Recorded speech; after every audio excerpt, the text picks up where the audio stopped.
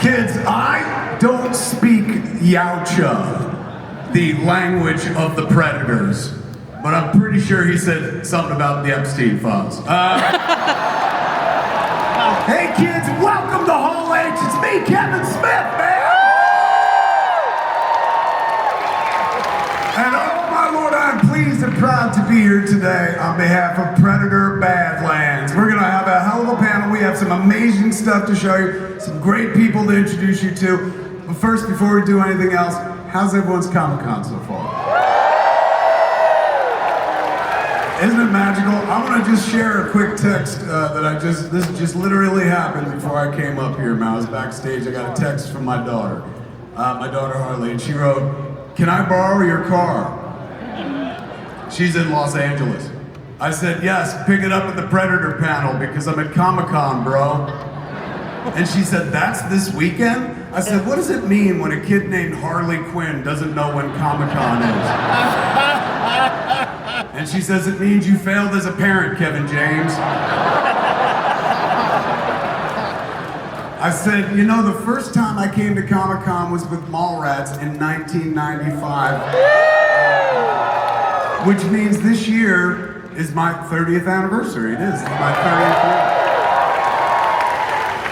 So Harley said, "You've been going to Comic-Con longer than I've been alive." And I said, "That's because Comic-Con is where you get to be a fan without having to justify it in a comments section. In real life, it's harder for someone to give you shit for cosplaying Batman when they're carrying a couple of boo-boos." Harley said, "Please tell me that's how you're gonna open the panel." I said, "No, I'm gonna remind the audience full of fans that everyone they see on stage at Comic-Con this weekend also started as a fan, man. They started their journey just like you as a fan, no different than all of them. So I'm gonna tell the audience to be an unabashed fan of whatever media moves them, but always remember, dreaming up stories, creating comics, making movies, they can do this too, and it all starts with being a fan, because it's possible to love something so much, you can go from sitting in the audience as an admirer to sitting on stage as a creator." And the kid wrote, "How high are you right now?" Well, kids, I'm high as hell because we're about to do Predator Badlands, man! Please welcome to the stage our panelist, director Dan Trachtenberg!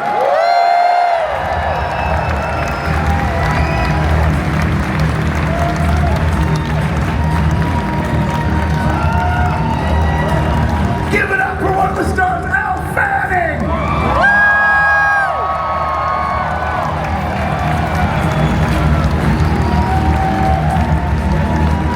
Give it up for the other star, Dimitrius Schuster-Koloamatangi!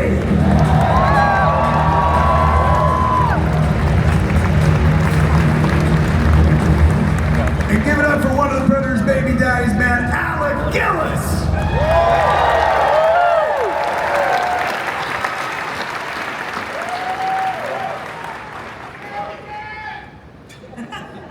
All right, everybody's seen the trailer, I trust, so far, plus the reel that they just put up at the beginning. How awesome does the movie look? I'm here to tell you with the utmost surety, Dan was very kind, showed me the movie. It's fucking awesome. I absolutely loved it. It was my favorite Predator movie I've ever seen, and I've seen them all. But how I got up here, ladies and gentlemen, is I met Dan back in 2006. Since 2007, I stopped making good movies and started making podcasts. Dan, on the other hand, stopped making podcasts and started making excellent movies, man. When I saw him the next time, you had done Cloverfield Lane, yeah. First time I ran into him. And then the next time I saw you, you had directed the pilot for The Boys. That's right, yeah. So now Dan has become the undisputed Predator guru at this point, between Prey and Killer of Killers, you have become the Predator guy, man. How does that happen? How did you gravitate toward that? You know, I probably like a lot of you, or maybe not. I grew up loving the idea of seeing an R-rated movie for the first time, and Predator was on that list. And I vividly remember being in the back of a carpool on the way to a karate tournament, and all the older kids described literally every scene of Predator to me. And it was then that I started dreaming. And there was a GamePro magazine that doesn't exist anymore. They had a contest to like design a level in a video game, and I designed a Predator level, and I didn't win the contest, but here I am. So yeah, I mean, and just to say too, like I started out doing podcasts and was a fan of movies and comics and video games, and I came to Hall H literally every year for a stretch of 8 years, and I would wait in line starting at 2 a.m. Trading space in line like a lot of you guys. I sat diagonally over there 8 years in a row. I was here for the infamous pencil stabbing incident. You were here when somebody got stabbed with a compass. You were there? I was a material witness. Wasn't it during the Avengers panel or something? The Avengers didn't do shit. I think it was before. But I was here for the first time they showed the Iron Man footage, all the way to when the Avengers assembled. And you can imagine the idea of bringing a movie to Comic-Con would be a big deal to me, and it sort of factored in whenever I would think about making a movie. I would think like, oh, this might play at Comic-Con. Maybe I should do this, but always feeling like if I go, it's got to be for something that really matters. And let me tell you, what we have to show you guys today and what this movie is truly awesome and something I'm really proud of. And I'm so glad that I get to be here with this movie with you guys. So, and with Kevin, who I would stay all day in Hall H to stick around for your evening with Kevin panel. So, sweet, yeah. Man. Thank you for that. But look, we're here to talk about the love for you. And the love for you in this room is palpable, it's real. People saw Prey and really responded to it. You found a way to take something very familiar and make it completely new and fresh. And so at that point, was that, after the success of that, did they start going like, what about Killer of Killers? What about doing more? Did they try to keep you in Predator world? Yeah, it was when Prey came out and people dug it, started to realize, oh no, I've got to like figure out if I'm gonna make more of these. And I think sometimes when you make a sequel, sometimes the sequel is just the part 2 of the cool thing, not a cool thing in and of itself. So it really was hard on myself trying to figure out like what would be another essential movie. What's something that hasn't been done in the Predator franchise? And one of those ideas was Killer of Killers that came out earlier this year. And the other thing was Badlands. Yeah. So Killer of Killers, man, we got a little clip to show some people some stuff right now, don't we? Yeah. Something. Yeah. So we were working on both movies at the same time, and there were unfortunately some bits of Killer of Killers that were left on the cutting room floor, but recently we were able to sneak it back in. So we wanted to show you guys first what that is. So yeah, recently I had a little breakfast with Arnold. I was super self-conscious about what I ordered. You had breakfast with Arnold? Breakfast with Arnold, and get me to the waffles. So we talked a lot about the things we could make together, and he was very kind to approve his cameo in this, and we can now continue to cook up the things that may be in store for that guy. So that wasn't on the original version of Killer Killers. That's right, but it is at 7 p.m. tonight. It'll be on Hulu and Disney Plus globally. It'll be a post-credit scene, so it'll end on Nadu, and then it'll go to credits, and then that will pop up. So that is now canon in the movie. All right, so the Predator universe universe is getting bigger, man, and this time around we're seeing a version of Predator we've never seen before. Take us into Badlands. Yeah, so, I mean, I mentioned Killer Killers came from what has never happened in the Predator franchise. There was another thing that I realized, something that has never happened, and that is the Predator never wins.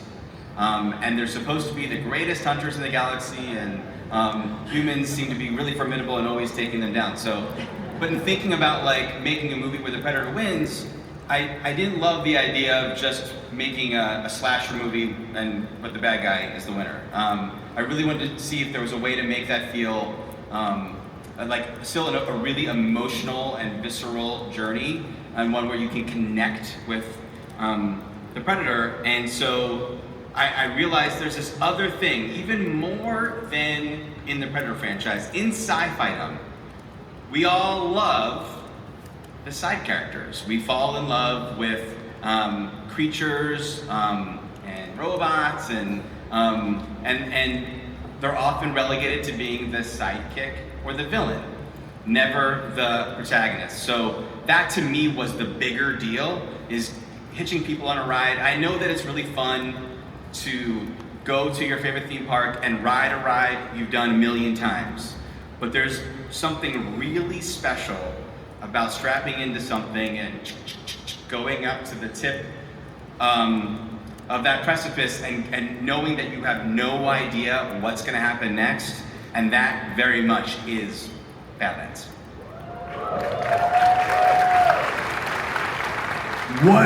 What makes this movie stand out? It has Predator DNA in it, but what makes it different? What is the approach this time? Yeah, he's a young Predator. He's a young Predator. I mean, that's the fun of the movie, is that even though you've seen the trailer, you see our main Predator Jack with Elle Fanning's character strapped to his back, and the inspiration for that was the image of Chewbacca and C-3PO. But the cool is that it's not Chewbacca. It's not a friendly creature that you're following. It's the Predator. He is ferocious and badass and very much an anti-hero. And I think of him more like Mad Max and Road Warrior or Conan or Clint Eastwood, you know? And seeing that guy and us being strapped to his back for the gauntlet he goes through, that to me was some of the most fun. And I think the DNA of the franchise isn't just the creature, it's also like a combination of genres. Predator for me, I saw it before I had seen a John Carpenter movie probably, so it was really the first time I was like, oh my God, it started out like an action movie, and then became a horror movie, and then was science fiction. It was all those things. So this time around, we're really taking you on an unexpected adventure thrill ride. It's akin to like the first act of every King Kong movie or Mysterious Island or any Ray Harryhausen thing, basically. Yeah. Now, Elle, when you see the script, are you like, oh my God, it's a sequel to A Complete Unknown? I wasn't strapped to Timmy's back in that one, but I, like all of you, I'm so happy to be here, by the way. I don't think I've ever been to Hall H before. Welcome, Elle, to Hall H! But maybe years and years ago, but I'm happy to be here. I, like you all, was a huge fan of Prey, and Dan, what he's done with this Predator franchise, it's really unprecedented. And reading the script, what really drew me to it is it has so much heart and emotion, and Prey really definitely had that, but what makes this one unique is that there's no humans in this film. I play a synthetic android, he's a predator creature, and at the same time there's so much humanity and heart and a real friendship, an unlikely friendship amongst these two characters. And I was quite blown away by the script. It's a new genre for me. It was so many new physical challenges, acting challenges.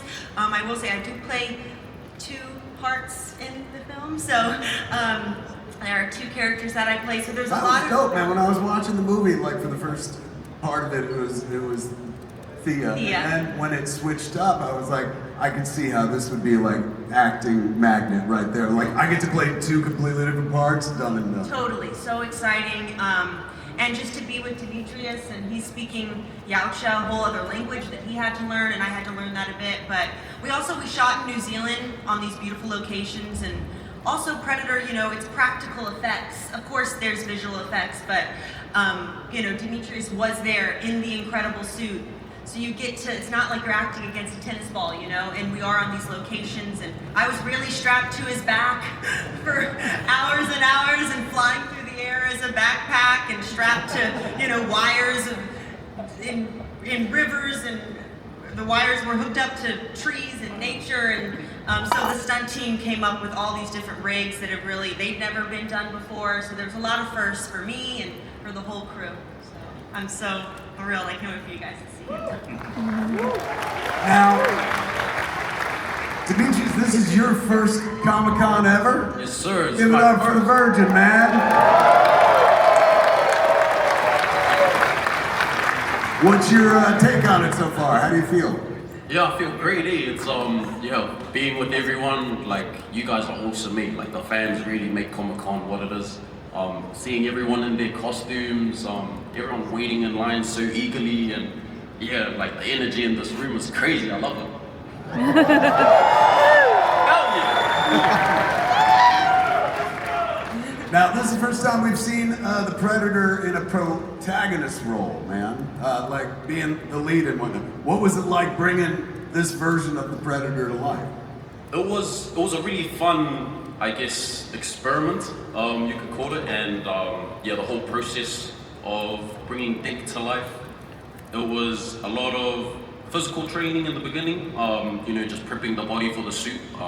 It is a little bit taxing, but you know, it comes with its challenges, but it's the most rewarding feeling, you know, when you get to hang up your boots, or in my case, my Yautja feet, at the end of the day.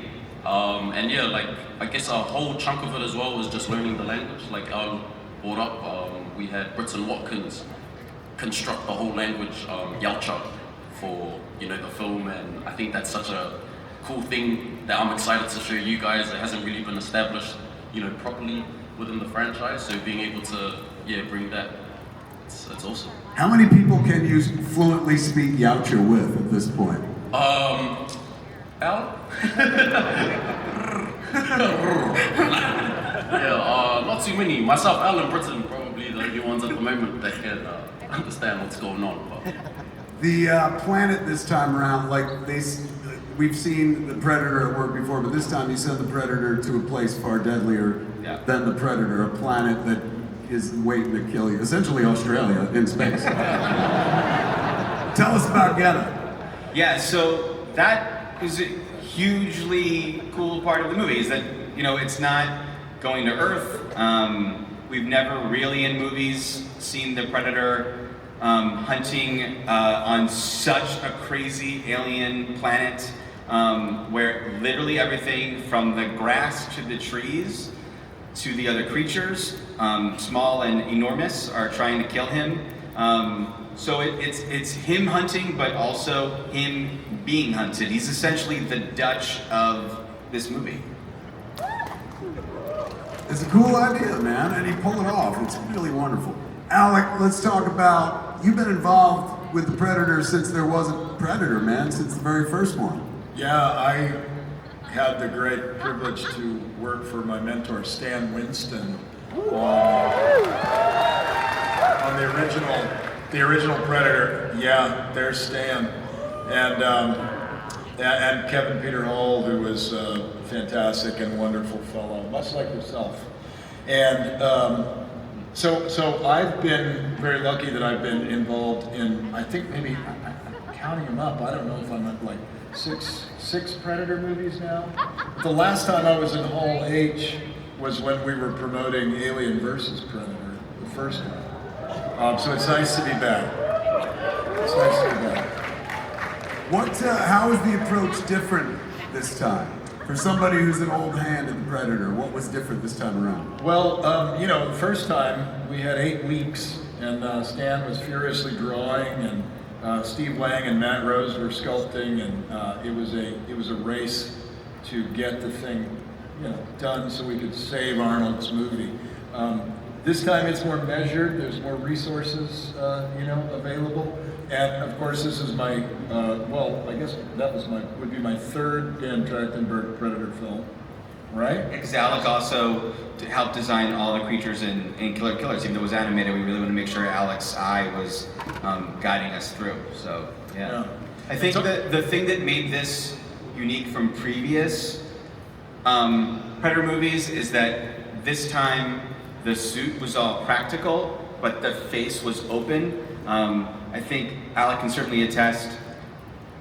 Usually, the Predator has this giant mask on him with a bunch of mechanics and wiring, electronics, and someone is off camera, typically Alec on a remote control, moving the mandibles, and that works just enough to get the exact amount of footage that you've seen in the movies. I promise there's nothing else usable that could be on the cutting room floor. And this time we really wanted to make sure that we could go to emotional places that have never happened in previous films. And so we developed this unique system where Alec went down and collaborated with Weta Workshop.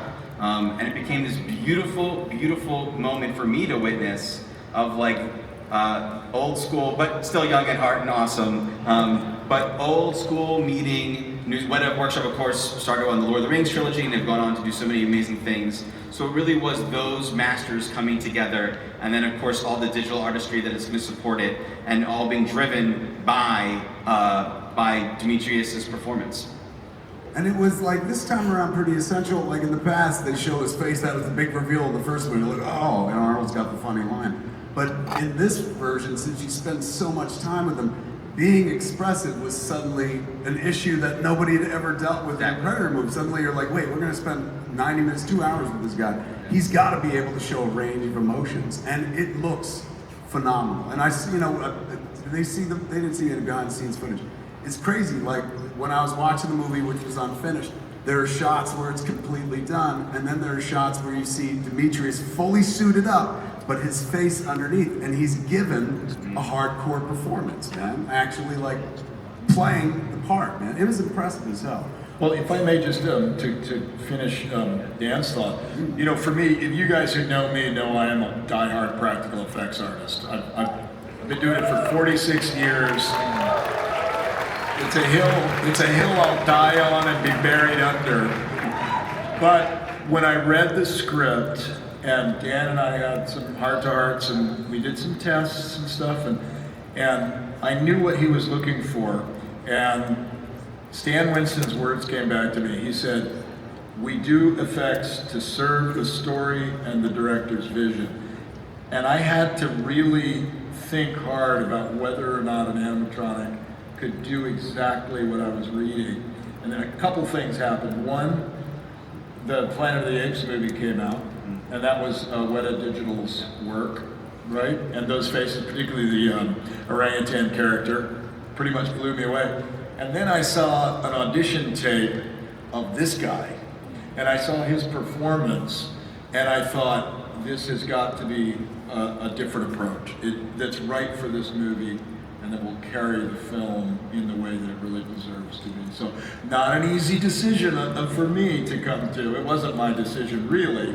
Ultimately, but I think you got to see the movie, and I think you're going to appreciate it. Did you shoot on location?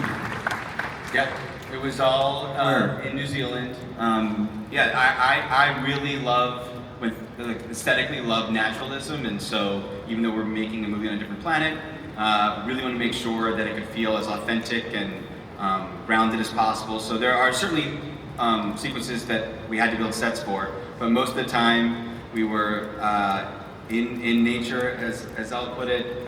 They were strapped together, going through eel-infested trenches. I just told that to Elle the other day. She's like, there were eels in there? I did not know that. Yeah. And there were friendly eels. And yeah, New Zealand is incredible to work there.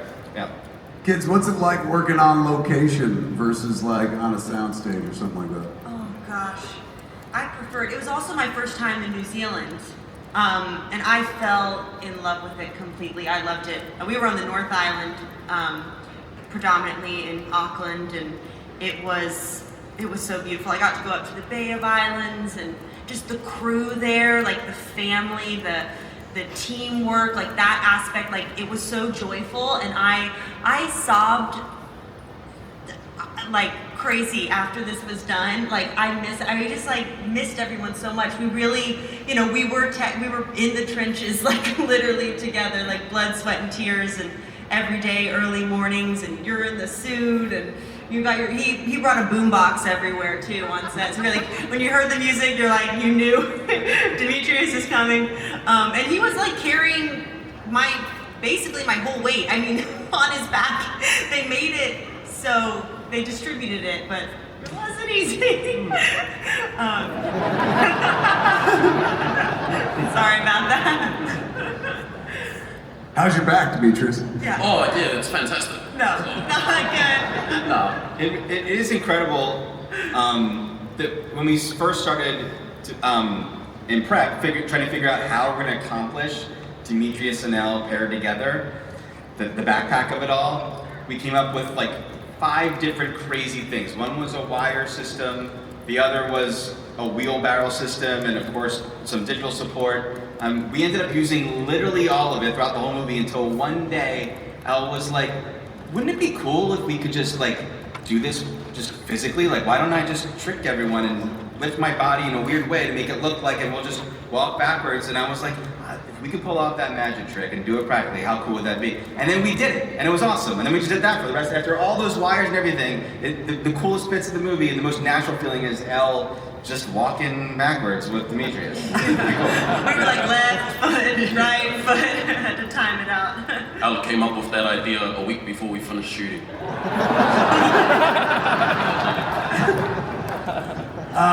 Some folks saw the first trailer, and I saw the flick, so I know, and you see the new trailer too. There's a soupçon of Weyland Yutani in there, is that right? Some alien stuff in there? What's that all about?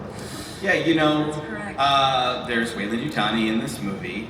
I had that image of Chewbacca and C-3PO, and the idea, I was very focused on there not being any humans in the movie, because I knew as soon as we put one in, that's where all of us would start paying attention to, and then we would lose behind like the real cool, which is Predator as protagonist. So the next thought was like, okay, Predator and a robot. It'll be a really human story, but it's about a predator and a robot, creature and a robot. And then I thought, I know someone who makes robots. And so that was the Weyland Yutani of it all, and that of course leads to even more cool ideas. But I think sometimes people that are dabbling in cinematic universes, there's a seduction to grab all the action figures and smush them together, and I really didn't want to do that, and really wanted to make sure that if we ever do something, it would be a little bit more elegant. So.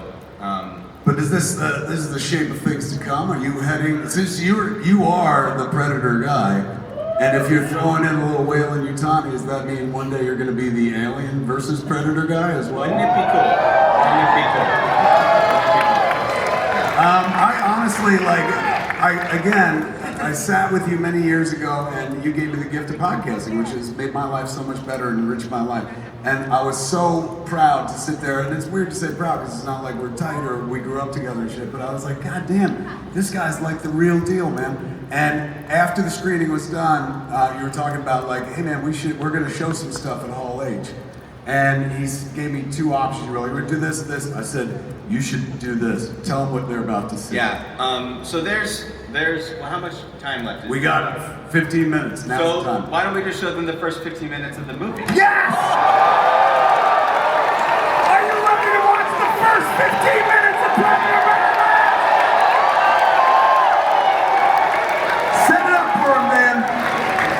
Because he poked and prodded, I was like, dude, you gotta do, I just need to say a couple things. We come out in November, which is ways away for a movie like this. It's very raw.